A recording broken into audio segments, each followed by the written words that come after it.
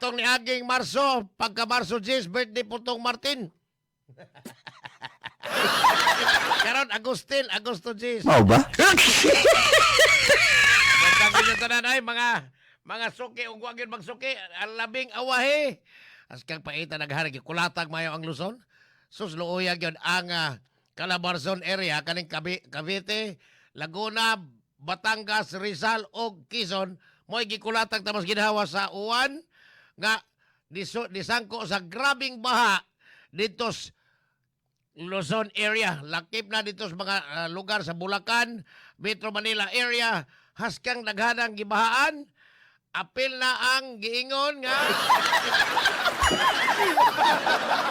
baha gagi control or flood control in town. Bihasa. Baha arang-arang in town tananis Visayas kay gipanalipdan ta ni Senyor Santo Niño niya. Ang nakanindot lang kay ang mga bagyo nga na nagpadung ni red, wagin mo suway og sod pero nibira sa hangin nga bagat. Naloko na. Ang bagyo wa kalapos dire kay hadlok og isod staro. Pero ang hangin habagat matud pas pag-asa pertig yung grabihan na kabira ang mga bagyong gikas Pasipiko nga mga hinungdan nga nagdaog grabing uwan resulta sa gitawag nilang flood control or ang baha gi-control hinungdan nga tuwa na sa Mau ba? nagbalsa na ang mga tao dito sa kauluhan.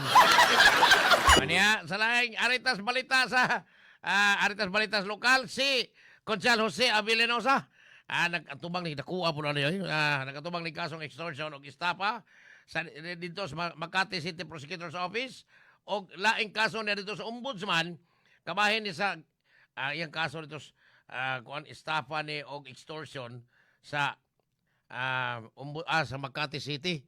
Samtang dito sa Ombudsman, gipailan po isang kaso nga moral turpitude o serious dishonesty. Mating grabiha po rin kasuha. Hindi, may tungod sa giingong 26.8 million nga iyang pugos. Pagpangayo sa kontraktor nga Bumi. Bumi man yung konstruksyon. Kita sa iya ni mga Mau ba? matod pa, iyang ipasaligan nga doon na si dakong influensya sa usa sa mga insurance company diin maghimo og minteryo dito sa Toledo dito Bacolod kanang gitawag og Palm Havens Memorial Park Phase 2 hinungdan nga matod pa wa man di ni sa klarong influensya hinungdan nga gikihan ni og extortion istapa pa gyud gipabayad patingali ni gitawag na ni demand letter o niya dito sa Ombudsman matod pa serious dishonesty o moral turpitude. Kabiha pa na taga-kuha man ni taga Bicol man yung kontraktor nga iyang hantod karon wa pa mo tubag si Conchal Jose Avilenosa nining maong pasangil. Samtang Deres Kapitolyo dito sa Kapitolyo Paskan nagkadaghan naman dili gini daan na ning mga badlungon. Karon na dugangan na gyud.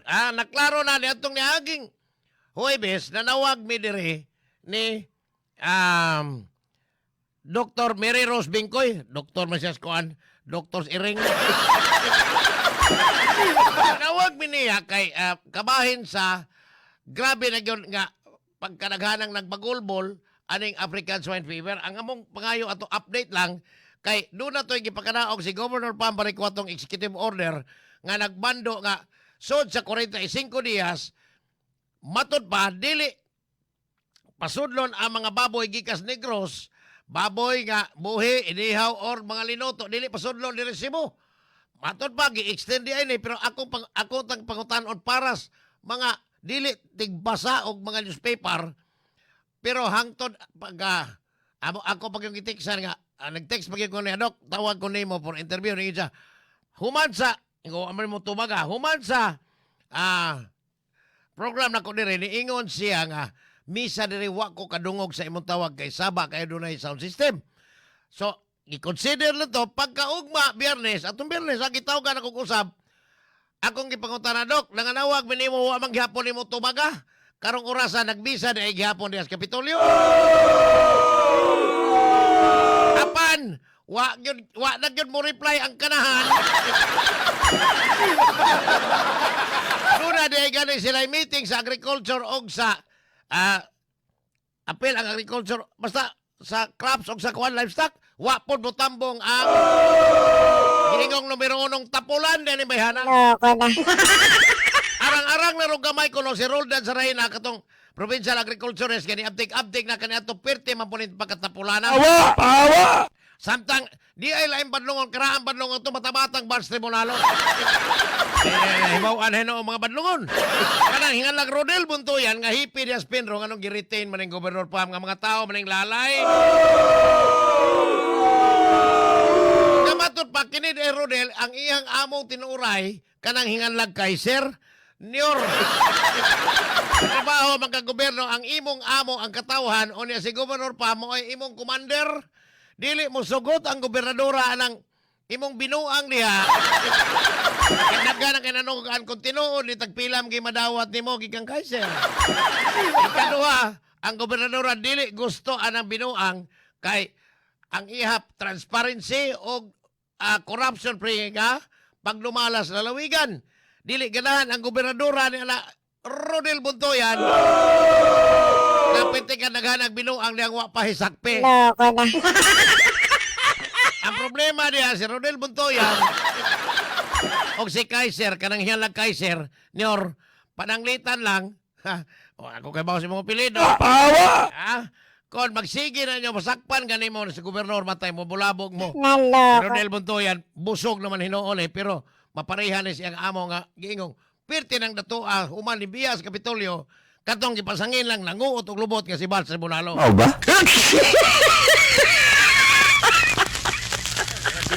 Mao na problema sa mga taong lalay diha nga nabilin nga wa pang ilising gobernador nga lahi man tong ang lalay kay og di kam kon gulat-gulaton man ka. Karon na nangabilin man mga department head man lalay natanawa nagpamadlong na po. Awa ba? Sa pertinta pula na Dr. Iring. Naloko na. Santang na yung usa nga pirti sa gihapon, hangtod gihapon, nagsigil ang gihapon. Og ni may krama pa duwa siyawa. Uyawa! Awa! Samtang dito sa kauluhan, balikan na to ang kauluhan. Ang presidente ninyong si Bangag, si Marcos. Kagahapon pa siya ni Mando, pinaagi sa iyang tigpamot-mot nga si Claire Castro, nga gipamonitor yun ang tanang mga rescuers, disaster team, o mga local government officials, o mga LGUs. Kabahin na yung grabing pagbaha dito sa kauluhan, dinani atong niaging mga adlaw hangtod kagahapon, hangtod gabi. Pwede pang mas tubig baha. Dito sa kauluhan, hangtod aning mga orasa, bisag matod pa lang, maragwa na iuhan. Awa ba? Apan, ang Calabarzon area, gimonitor o tamas ginawa tungod sa grabing pagbaha. Matod pa nga, dunay gikataho sa NDRRMC, o National Disaster Risk Reduction and Management, nga doon na unom ka mga nangamatay o doon na mga missing. Bastang okihan ang kalakihan nyo.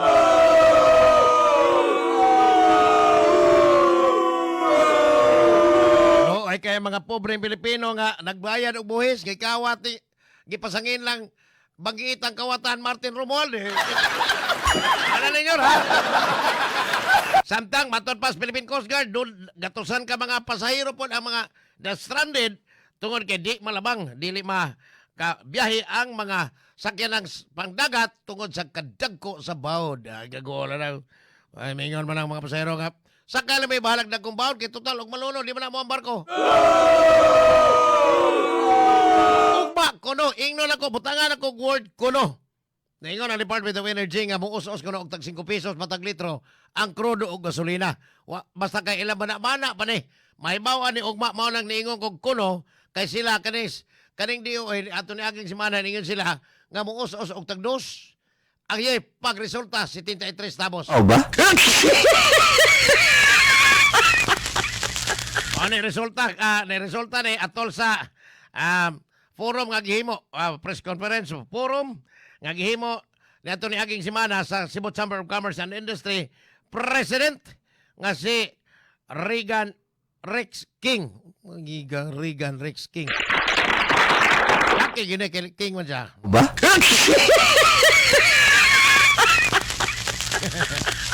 Kini may tungod sa gingong unpredictable nga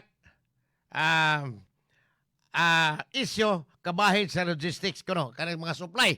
Matod pa nga tungod sa kalit nga undang sa paghatod og mga supply gikan sa nagkalainlaing lugar sa nasod o gawa sa nasod padung diri sa mga konsumidor mo'y nakaingon nga pirting mahala ang palaliton. Matod pa ni Mr. King nga ang Pilipinas nagsalig lang yun sa mga importation sa mga raw material sinungdan nga mukalit og sulbong ang mga na nagunang palaliton tungod sa kagubot po dito sa Iran o kontra Amerika o Israel. Mao po diay si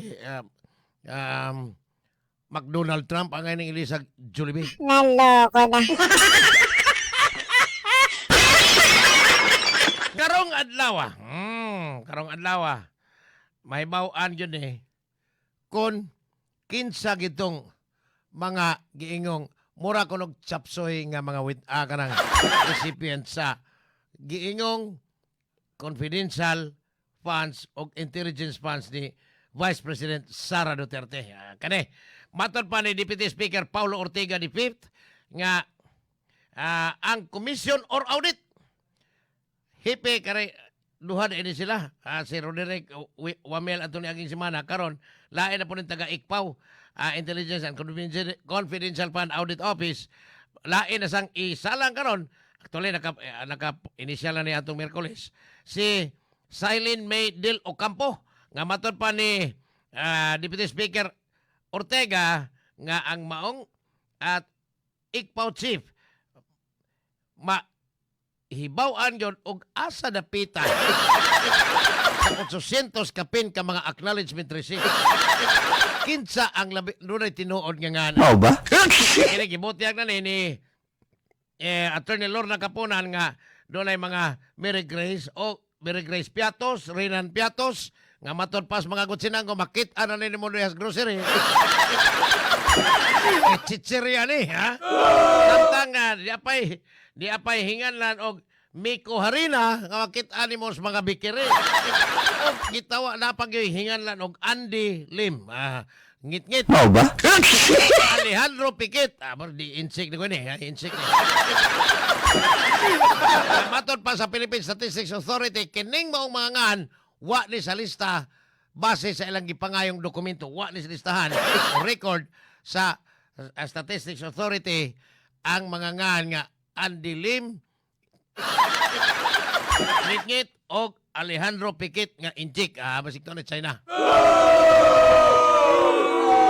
Samtang dito Senado, purbida si Senador Ping Lacson. Ayan. Ngayon nagagapon atol sa interview sa usas mga radio station tos kauluhan nga ang senador nga taga-Tagig ang pasabot niya si Senador Alan Pitiki Cayetano. Ihulga ko ang taga Philippine Reclamation Authority or PRA ang ipaundang ang investigar dito sa iyang teritoryo or mag-atubang og kaso matod pang Pinglakson iyang gihulga kay karong nasakpa na ang iyang illegal reclamation nga wa gi-permit bisag usa ka buok Loko na. papel nga giduso sa Philippine Reclamation Authority. Gipasabot ni Pinglakson nga kini si Alan Cayetano senador ang magsuon nga Cayetano Pia og Alan si Alan dunay 6.7 billion insertions samtang si Pia dunay 4.7. Anong 4.7 lang? Naloko na. Nga mga insertion nga hinungdan nga ni tubaw ang giingong mga ghost project or mga multong proyekto sama ato dito sa Balambang. Mga multong proyekto nga giingong dunay dubling paningil sa usa ka proyekto kaduha paningla. Ang diris ato si Peter Calderon hangtod karon nagpabiling nagsige lag tabako wagi investigasyon.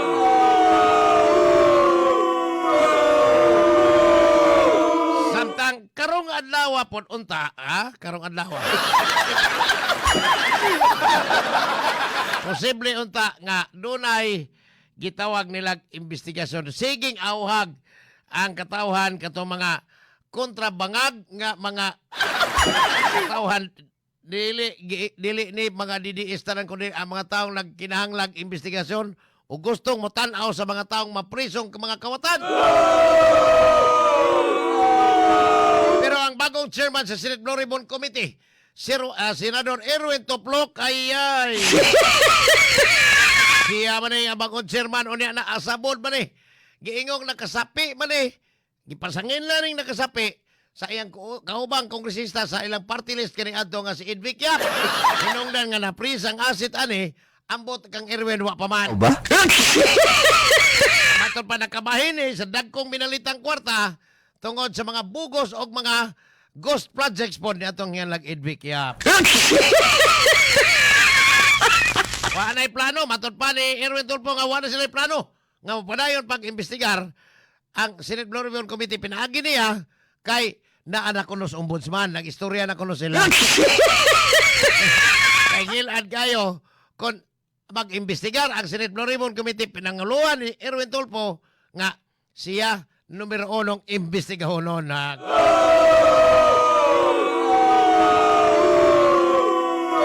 iyang ipasabot nga basig magbangga kuno ang investigasyon nila og sa ombudsman mahinungdan nga di na imbestigar sa flood control. Ay. Yaya Peter Calderon na niya. Samtang Pertilipayas tagatisa di ay nakahapit ko. Mao ba? Pertilipayas tagatisa pinagi sa video message ni Senador Bongo ang mga tagatisa atol sa pag-apon-apon din ng mga hinabang sa mga nabiktima sa sunog ni Anthony Aging mga semana. Matod pang Senador Bongo, angay gyud nga magbabinitayon ang katawhan labi na gyud sa sunog. Uban sa pangutanang unsay sinugdanan sa sunog. Letter S ang sinugdanan sa sunog. Matod pang magbabinitayon gyud labi na sa panahon nga grabe ang init kay abnormal na ang sitwasyon sa atong klima. Iyang ipasabot ang mga tao nga ang tanang mga nanimuyo labi na sa mga lugar nga naghuot ang mga panimahe kinahanglang magbinitayon ang tanan uban sa pag-apon-apon og mga hinabang kas medisina, vitamins og uban pang mga gipang apon-apon atol sa pagpanghatag ni atong niaging semana sa mga nabiktima sa sunog. Siya mo nagpalabang nining maong balaod kining Bureau of Fire Protection Modernization Law og Ligtas Pinoy Act nga hangtod karon wa pay budget, wa budgeting bangal. Tungod kay dili sa kaangkon ini. O niya, perting sukuan ni Ulmo ang kaspa sa kasuko sa tigpamutmot sa Malacanang. Si Attorney Undersecretary Claire Castro perting sukuan nga gihingan na ang meaning sa ICC kanang International Criminal Court. Ang meaning ko no, impacta Claire Castro. Asa sukuan. perting na kabagulbol ni Claire Castro kamahin alang maong meaning. Ayaw kay matod pa ang mga sangin lang yung mga kaatbangs politika ni Presidente Marcos, mga bastos ko no, mga bastos gina kay tungod na kay natunong man ang imong ngan ang initial sa ICC natunong po sa impactang Claire Castro. Mao ba?